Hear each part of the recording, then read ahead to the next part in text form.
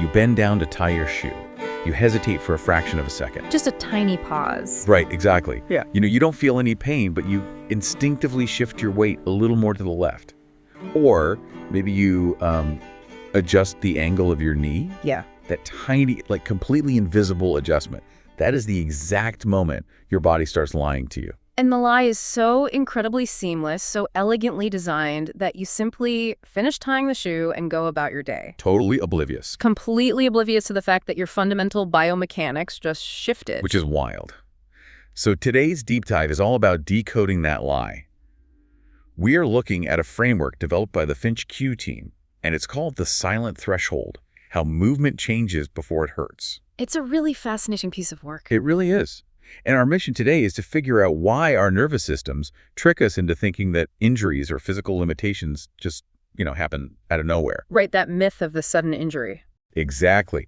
We are going to explore the hidden mechanics of how our bodies compensate and figure out how you can intercept the invisible signals your brain is suppressing long before actual pain ever strikes. It's a crucial shift in perspective. Okay, let's unpack this.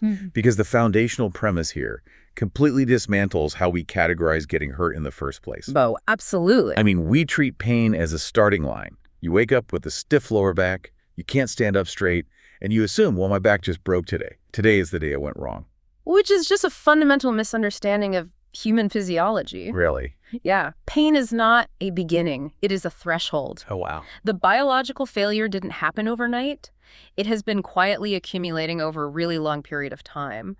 Pain is simply the mathematical breaking point. The breaking point. Exactly. It's the moment your nervous system can no longer mask the deficit or, reroute the mechanical stress. Meaning the system was failing for months and your brain just refused to tell you. Right, because you have to consider the evolutionary imperative at play here. Your nervous system is designed to prioritize function and task completion above literally everything else. So it's just wants to get the job done. Exactly. If you need to reach a high shelf to grab something, the brain does not care if your shoulder's rotator cuff is inflamed or operating at, say, 80% capacity. It just wants the thing on the shelf. Right.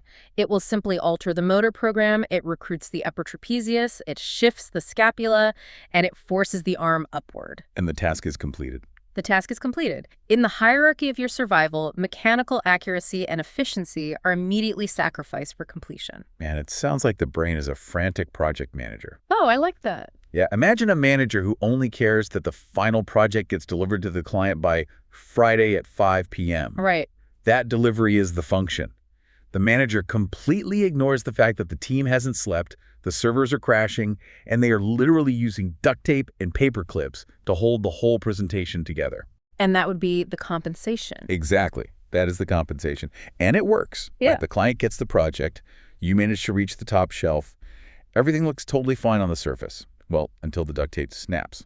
What's fascinating here is that the neurophysiology mirrors that project manager analogy perfectly. Really? How so? Well, we have sensory receptors all over our bodies constantly sending data back to the brain. But the central nervous system has this aggressive filtering mechanism. It actively suppresses signals that it deems non-urgent to prevent you from experiencing crippling sensory overload. So it's protecting us from too much information. Exactly. I mean, if you felt every single microtrauma, every fatigued muscle fiber, you would be paralyzed. So it quiets the noise. It just turns the volume down. It decreases the neural drive to a compromised muscle and increases the signal to secondary synergistic muscles. Like recruiting backup. Right. Your glute stops firing properly, so your lower back muscles are suddenly conscripted to do a job they weren't designed for.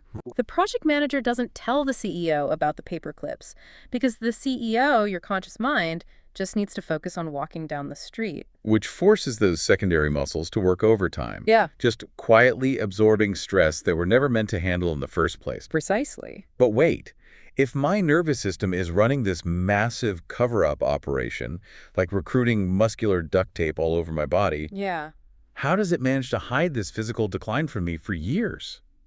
I mean, we are talking about massive structural compensations, and we somehow have zero clue it's happening. Well, there is a brilliant parallel to be drawn here with the psychological phenomenon of time compression. Time compression. Yeah, you know the feeling. As you get older, a year seems to just vanish in 3 months. Oh, yeah. terrifyingly fast. Right. The brain compresses time because it stops recording mundane, repetitive routines as distinct memories. Because there's nothing new happening. Exactly. It relies on novel, high-contrast milestones to anchor our perception of time. Without those new stimuli, the timeline simply blurs.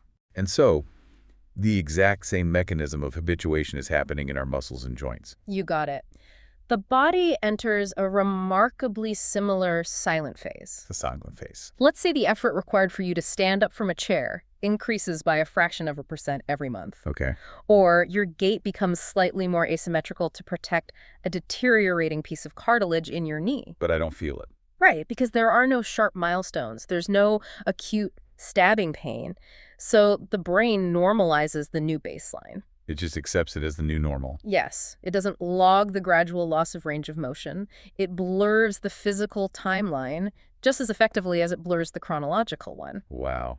I have to push back on a major narrative here, though. Sure. Because this completely contradicts the societal script around injury. It really does. Like when someone throws their back out lifting a box, the immediate reaction from everyone is, oh, you pushed yourself too hard, you didn't listen to your body. Right, blame the victim. Yeah.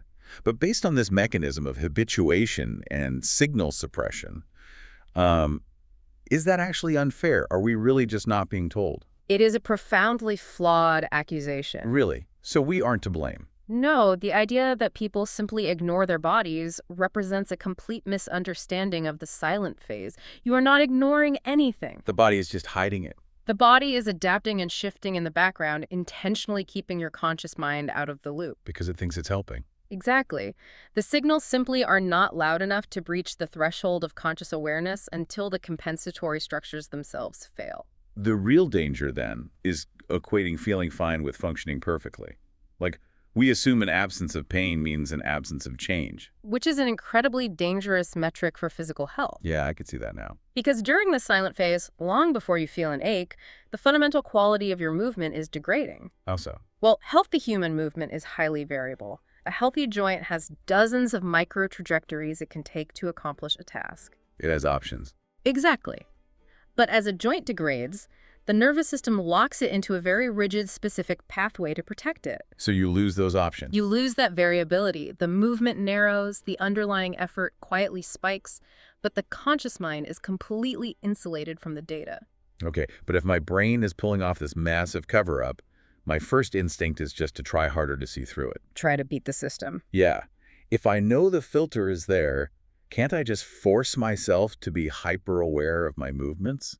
I mean, people have been trying to solve this for decades with mindfulness practices, right? Oh, absolutely. That was the foundational premise of movement pioneers like Moshe Feldenkrais and F. Matthias Alexander back in the mid-20th century. Okay, so they were onto this. They were. They recognized that automatic unconscious movement breeds dysfunction.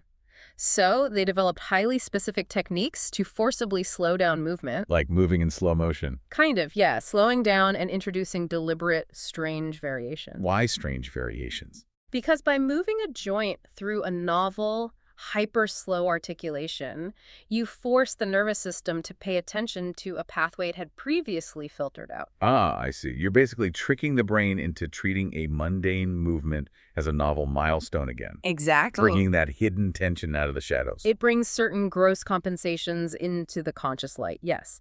But, and this is a big but, there is a hard biological limit to this approach. The filter again. Yes.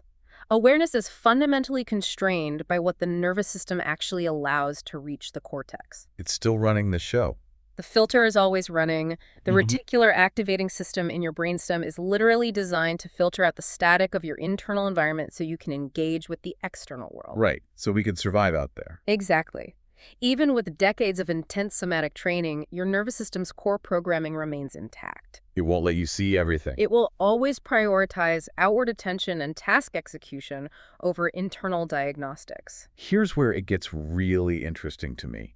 The idea that you can change how you move, you can compensate heavily, load all the stress onto the wrong joints, and genuinely believe absolutely nothing is wrong. Because it feels normal. Right, because your brain just hit save on that awkward movement and labeled it the new normal. It's exactly like nose blindness. You know, you cook a meal with a ton of garlic. Oh yeah, been there. An hour later, you can't smell it at all. Your olfactory receptors just habituate. Right. But a friend walks through the front door and hits a wall of garlic. We are essentially nose-blind to our own biomechanics. That is a perfect analogy. The habituation is profound and inescapable. And this raises an important question. What's that? Well, regarding how we manage our health, if even highly trained mindful awareness ultimately fails because the brain naturally suppresses familiar signals, We're kind of stuck. we cannot trust our internal feeling in any given moment to give us an accurate picture of our physical trajectory. Wow.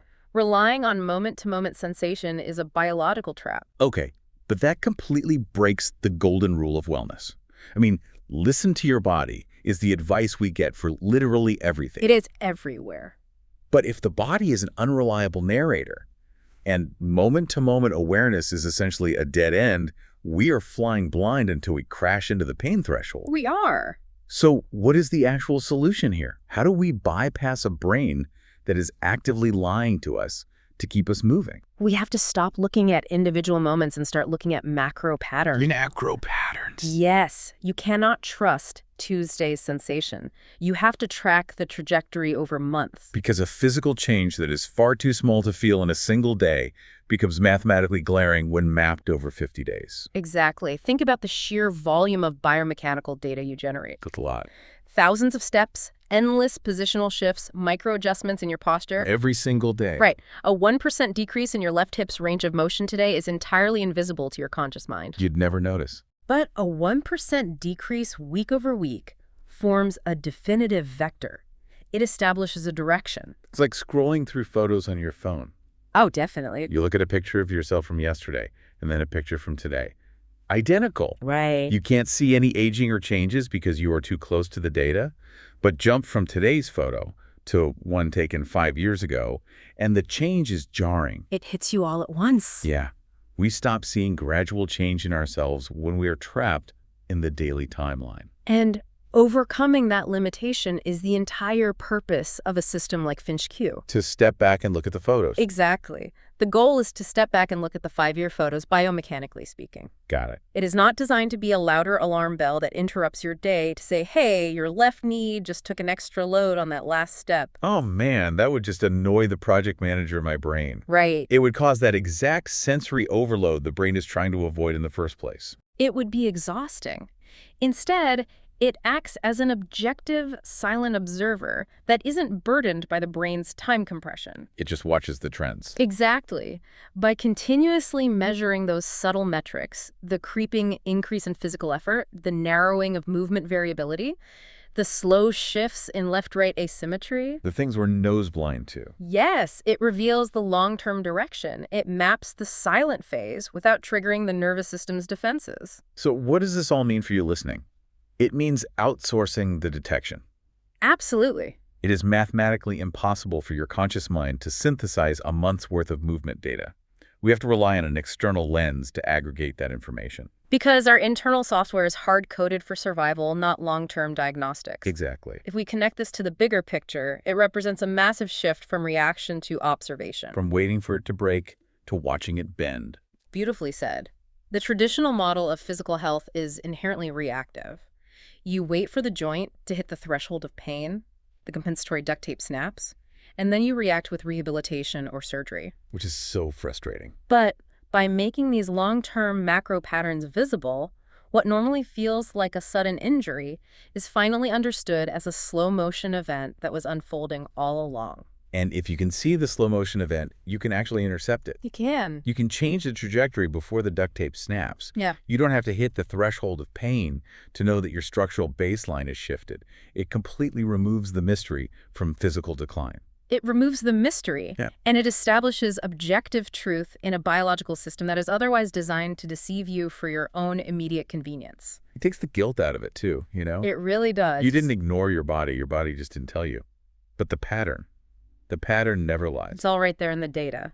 So to bring this all together, the core takeaway from this deep dive is a total paradigm shift in how you view pain and movement. A complete overhaul. The body rarely fails in a single moment.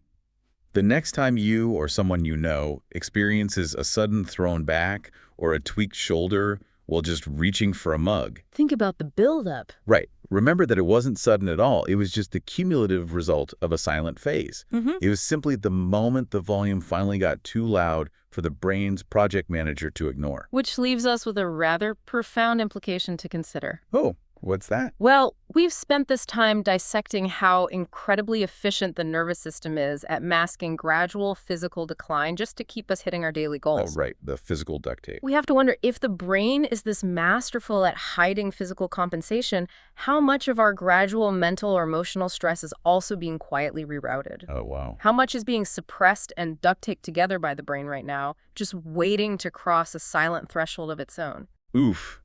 How much emotional duct tape are we walking around with? It's a big question. That is a heavy, necessary question, something to really chew on.